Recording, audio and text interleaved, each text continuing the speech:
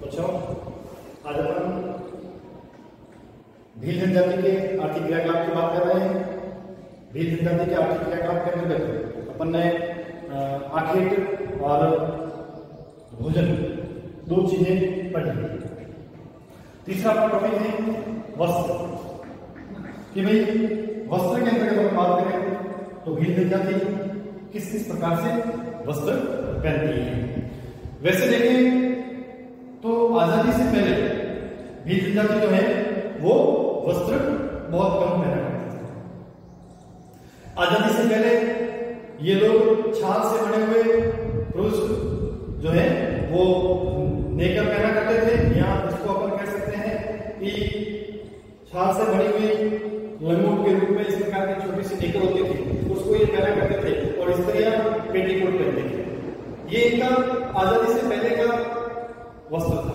लेकिन वर्तमान में ये लोग अलग अलग प्रकार से वस्त्र पहनते हैं। जैसे अपन पुरुषों की बात करें तो कमीज है, कुर्ती है, साफा है, पैंट शर्ट है, ये अब पुरुषों ने पहनना शुरू कर दिया है। और स्त्रियों की बात करें तो स्त्रियों के अंतर्गत ये धागा है, कांच की है, लुंगड़ी है, ये इनका मुख्य वस्त्र है। लड़के जो है वो लंगोट पहनते हैं, लड़कियां जो है वो घाघरा और चुनरी जो है वो पहनती हैं। ये मुख्य रूप से इनका वस्त्र जो है ये वर्तमान में इनके द्वारा पहना जाने वाला है।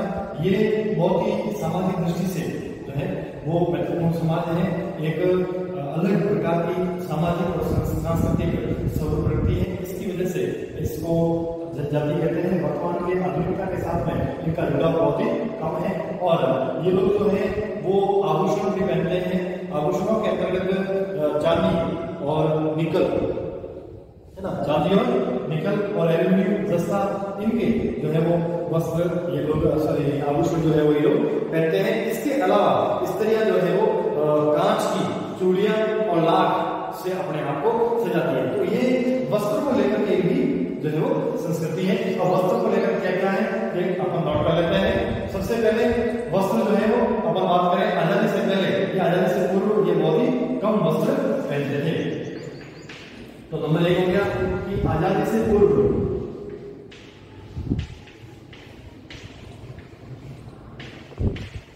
ये लोग बहुत ही कम वस्त्र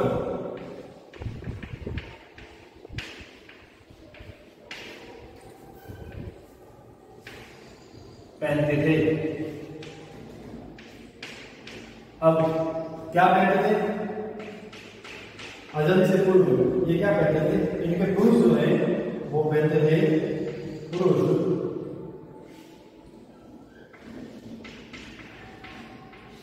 छाल से, छाल के छाल से बनकर, मतलब ध्यान रखिए, छाल से बनकर नेकर व स्त्रियां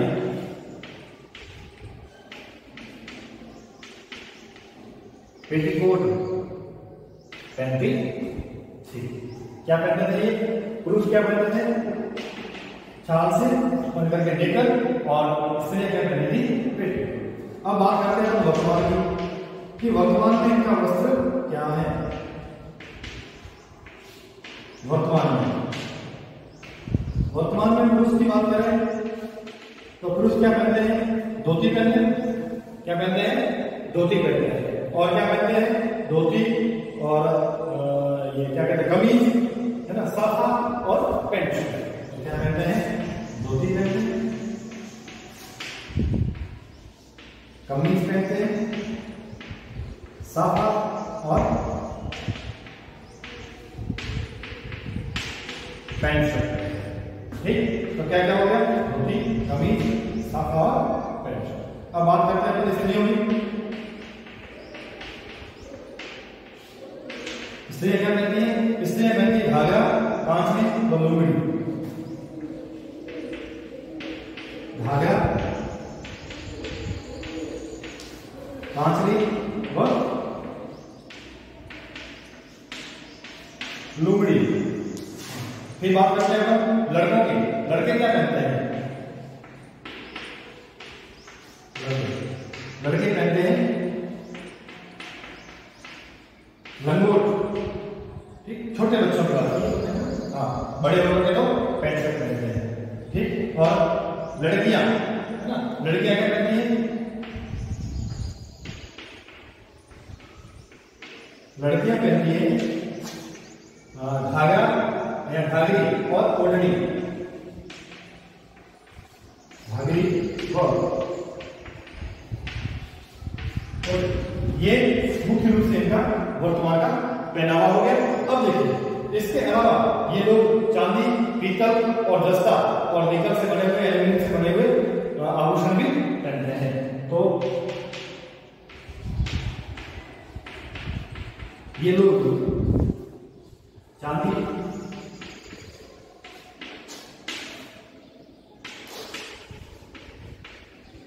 पीतल, जस्ता व निकल से बने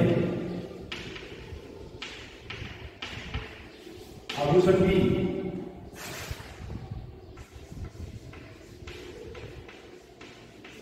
पहनते हैं, ठीक। इसके अलावा जो स्त्रियां जो है इनके समाज की या भेद समाज की, वो स्त्रियां अपने आप को लाख और कांच की चूड़ियों से सजाती हैं। तो स्त्रियां जो है,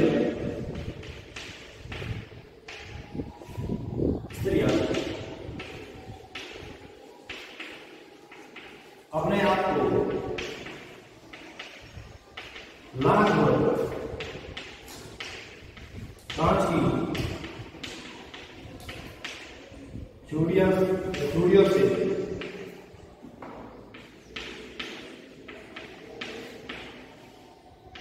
सजाती है। तो ये मुख्य रूप से आर्थिक क्रियाकलाप में क्या हो गया? वस्त्र हो गया। वस्त्र में ये आजादी से पूर्व बहुत ही कम वस्त्र पहनते थे, लेकिन इसके पश्चात वर्तमान में इनकी बात करें तो वर्तमान में पुरुष जो है क्या पहने? धोती, कमीज, साफा और पैंट शर्ट। और इसलिए क्या कहते हैं? घाघरा, कांचली और लुंगड़ी। और लड़के पहनते हैं लंगोट और लड़कियां क्या पहनती हैं? लड़कियां पहनती हैं घाघरी और ओढ़नी, ठीक है। और इसके अलावा ये लोग जो है वो आभूषण भी पहनते हैं, और आभूषण मुख्य रूप से ये चांदी, पीतल, जस्ता, निकल और एल्यूमिनियम के भी पहनते हैं ना, इसके पहनते हैं एल्यूमिनियम के भी आभूषण ये लोग पहनते हैं। और स्त्रियां जो है वो अपने आप को लाख और कांच की चूड़ियों से क्या करती हैं? सजाती हैं। और ये लोग बहुत ही संस्कृति प्रिय भी होते हैं, ठीक। अब इसके बाद में जो आता है वो आता है अपना निवास घर। इनके घर किस प्रकार के होते हैं? तो निवास घर की बात करते हैं, इससे पहले आप इसका एक स्क्रीनशॉट ले लीजिए।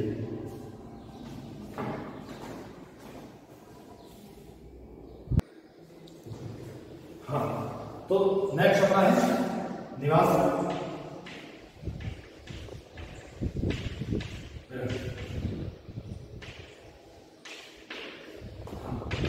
अब देखिए, निवास गृह के अंतर्गत अगर बात करें तो मुख्य रूप से इनके निवास या इनके जो घर होते हैं वो झोपड़ी के रूप में होते हैं, है ना। ये झोपड़ियां जो है वो मुख्य रूप से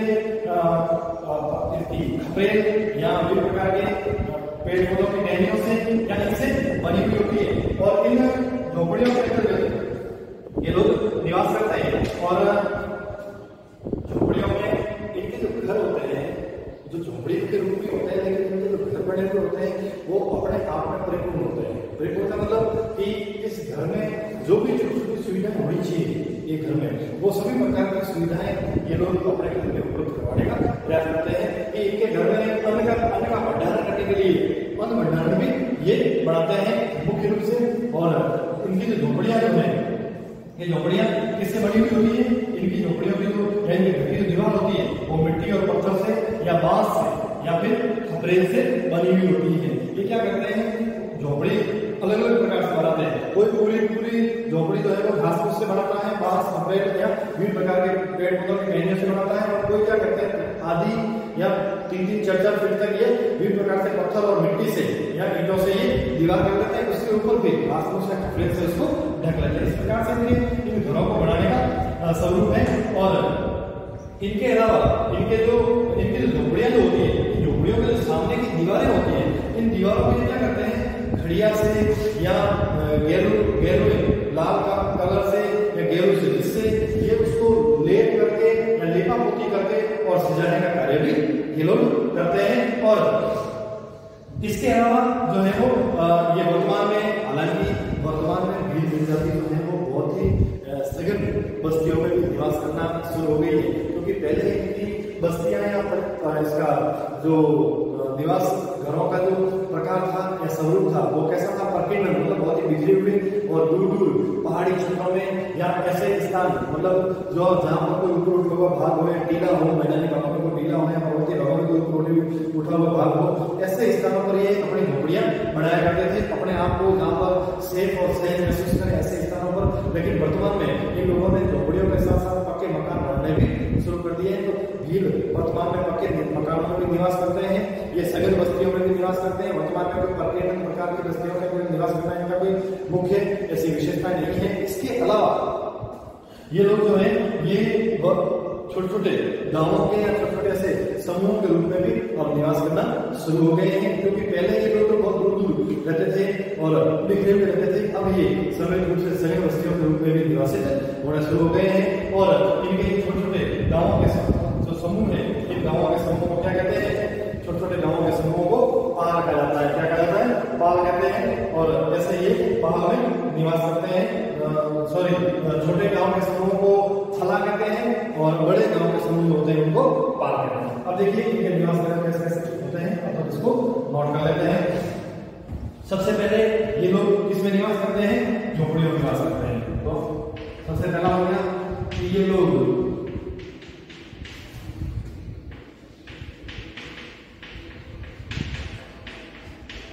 झोपड़ियों में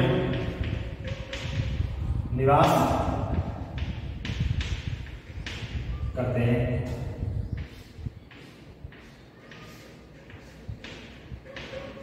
ठीक, नेक्स्ट हो गया, ये लोग झोपड़ियों में निवास करते हैं। नेक्स्ट हो गया, इन झोपड़ियों में अन्न भंडारण भी बना होता है, क्योंकि मैंने पहले आपको बताया कि झोपड़ियां कैसे होती है, त्रिभुज होती है। इन झोपड़ियों में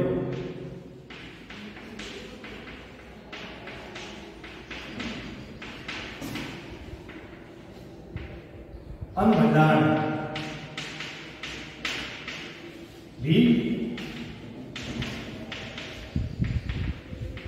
बना होता है।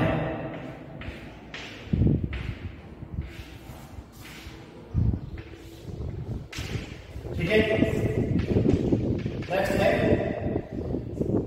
इनके घरों की जो दीवारें होती हैं वो मिट्टी पत्थर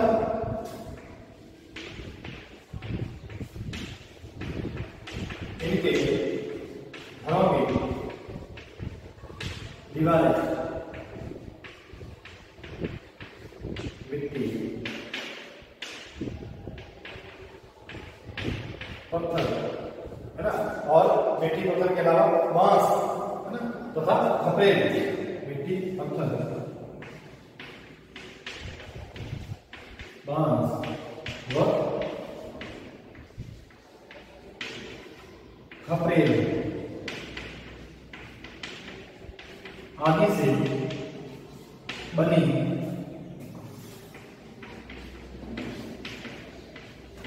होती है। ठीक, इसके अलावा अब बात करें तो झोपड़ियों में जो सामने की दीवार होती है उनको ये लोग क्या करते हैं, खड़िया से या गोबर से या फिर जो ये होता है ना गेरू रंग होता है, लाल गेरू रंग होता है, उससे लिप करके या उससे उसका लेप करके उसको सजाने का काम भी करते हैं। तो झोपड़ियां या झोपड़ियों के सामने की दीवार को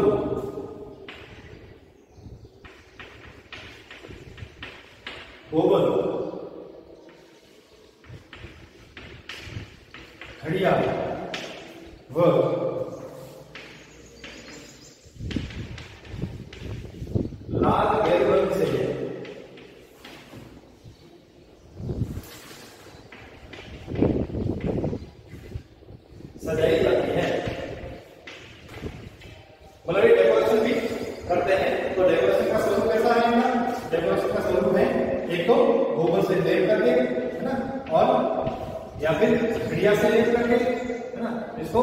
को यहाँ गैर से ये जो है वो लेप पोत करके, है ना, क्या करते हैं, दीपावली करते हैं, लेप पोत कर क्या करते हैं, इसको जो है सजाने का कार्य भी किया जाता है। ठीक, अब इसके बाद में वर्तमान में हालांकि ये सैन्य बस्तियों में निवास करते हैं, और सैन्य बस्तियों में निवास करने के साथ साथ वर्तमान में इस प्रकार से झोपड़ियों में निवास करें ऐसा जरूरी नहीं है। तो वर्तमान में भी जो है वो कृषि कार्य करने की वजह से या थोड़े बहुत विकसित या वर्तमान के आधुनिक संस्कृति के संपर्क में आने की वजह से इनमें क्या हो गया है, चेंज आ गया है और ये पक्के मकानों में निवास करते हैं। तो वर्तमान में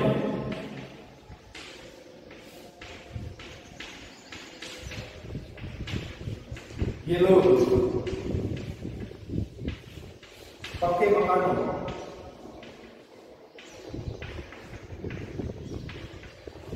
में भी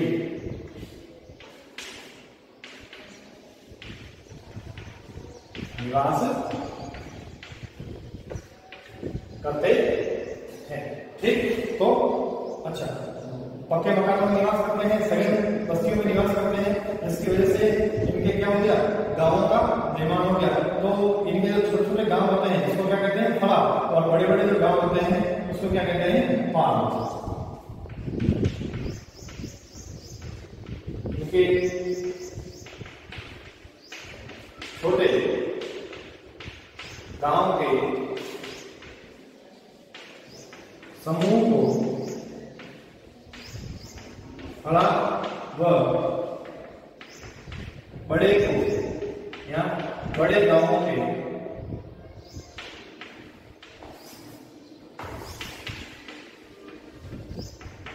समूह को पाल कहते हैं, है ना। छोटा गांव होगा उसको क्या कहेंगे, फला, है ना, और बड़ा होगा उसको क्या कहेंगे, पाल। ठीक, तो ये तो इतने क्या हो गए, निवास करे हुए। अब देखिए निवास करने के बाद में अब मुख्य रूप से क्या बाकी रहा है, अब बाकी रहा है औजार और बर्तन। औजार और बर्तन इनके कैसे होते हैं, औजार और बर्तन। अब औजार और बर्तन में मुख्य रूप से धनुष बाण इनका औजार होता है ना, क्योंकि ये तीरंदाजी होते हैं, है ना। धनुष बाण है वो इनके मुख्य है, और दूसरा है अपने धनुष बाण के अलावा तलवार है, खंजर है, ये भी इनके मुख्य अस्त्र शस्त्र होते हैं। और इनके बाण दो प्रकार के होते हैं। इनके बाण कितने प्रकार के होते हैं, दो प्रकार के।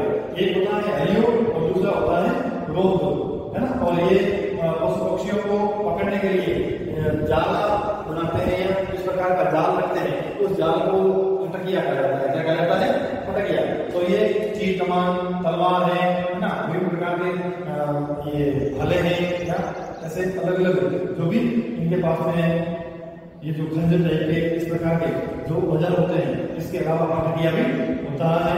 और इसके अलावा इनके घरों में मिट्टी के बने हुए बर्तन भी देखने को मिलते हैं, और ये मुख्य रूप से देखने को मिलेंगे क्योंकि लगभग घरों में बर्तन तो होते हैं उससे मिट्टी के बने हुए होते हैं। दूसरा एक चीज और देखने को मिलेगी कि इनका मुख्य जो खाद्यान्न है वो क्या है, मक्का। और मुख्य खाद्यान्न मक्का होने की वजह से इनके घर में मक्के को पीसने के लिए चक्की जरूर मिलेगी, हाथ से चलने वाली, है ना। तो ये चीजें मुख्य रूप से औजार और बर्तन के रूप में इनके घर में देखने को मिलती है। दूसरा बांस का बना हुआ पालना भी इनके घर में जरूर देखने को मिलता है। तो औजार में क्या है, औजार के अंतर्गत है धनुष बाण, तलवार, खंजर आदि। तो औजार में क्या है,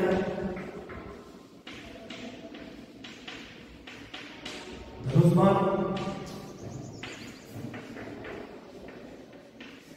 तलवार, है ना, धनुष बाण, तलवार, खंजर आदि।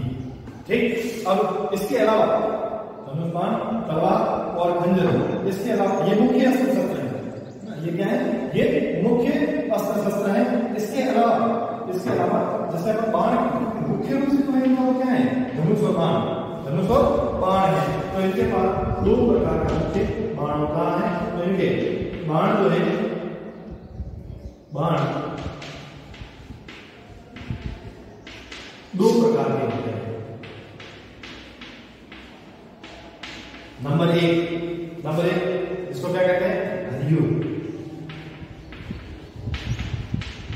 और 2 नंबर रोग, है ना? हरियो और रोग, ये 2 मुख्य रूप से इनके जो है वो क्या होते हैं?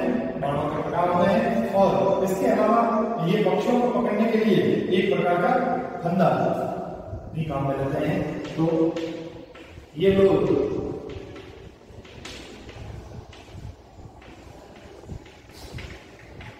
पक्षियों को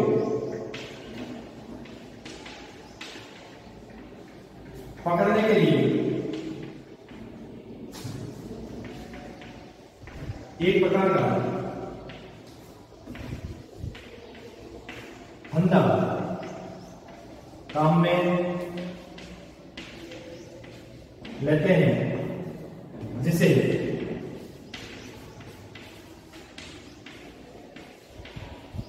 फटकिया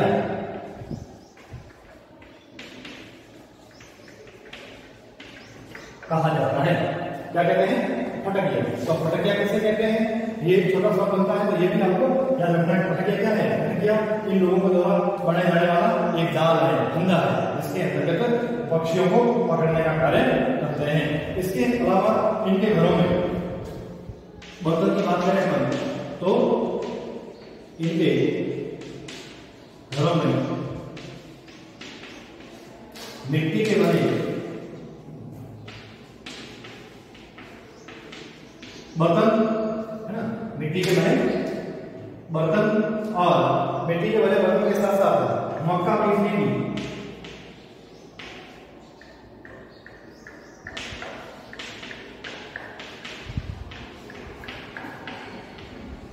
चक्की, है ना? मक्का पीसने की जो है वो चक्की, और इसके अलावा बांस से बने हुए पालने, बांस से बना पालना जरूर होता है। ठीक, तो ये मुख्य रूप से क्या हो गया? औजार और बर्तन हो गए। तो औजार और बर्तन के अंदर क्या हो गया? धनुष्मान हो गया, और धनुष्मान के साथ साथ तलवार और खंजर आदि अस्त्र शस्त्र इनके मुख्य होते हैं, जो इनके घरों में देखने को मिलते हैं। दूसरा है बाण। बाण है जो 2 प्रकार के होते हैं, एक हरियो और दूसरा रोग। ये देखना पूछा जाता है कि जाति के बाण कितने प्रकार के होते हैं? तो 2 प्रकार के होते हैं। कौन कौन से होते हैं? हरियो और रोग। और दूसरा, ये लोग जो है पक्षियों को पकड़ने के लिए क्या यूज करते हैं? फटकिया। क्या यूज करते हैं? फटकिया। फटकिया भी आपको याद रखना है, एक और सवाल पूछा जाता है फटकिया किसे कहते हैं? तो द्वारा बनाया जाने वाला एक इस प्रकार का फंदा जो पक्षियों को पकड़ने का काम आता है, वो फटकिया कहलाता है। और दूसरा, इनके घरों में बर्तन की बात करें तो बर्तन जो है वो मिट्टी के बने हुए सबसे अधिक मात्रा में देखने को मिलते हैं। मिट्टी के बर्तन देखने को मिलेंगे, और मक्का पीसने के लिए घर में चक्की जरूर देखने को मिलेगी, और दूसरा बांस का बना हुआ पालना भी मुख्य रूप से देखने को मिलेगा। तो ये आज आर्थिक क्रियाकलाप जो है वो अपना कंप्लीट हो गया। अब इसको आप स्क्रीनशॉट के माध्यम से लिख लीजिए, और इस संबंध में यदि कोई समझ में नहीं आया है तो आप व्हाट्सएप ग्रुप के माध्यम से जुड़ करके और सवाल कर सकते हैं। थैंक्स। इसके आगे जो है वो अपन इसकी समाज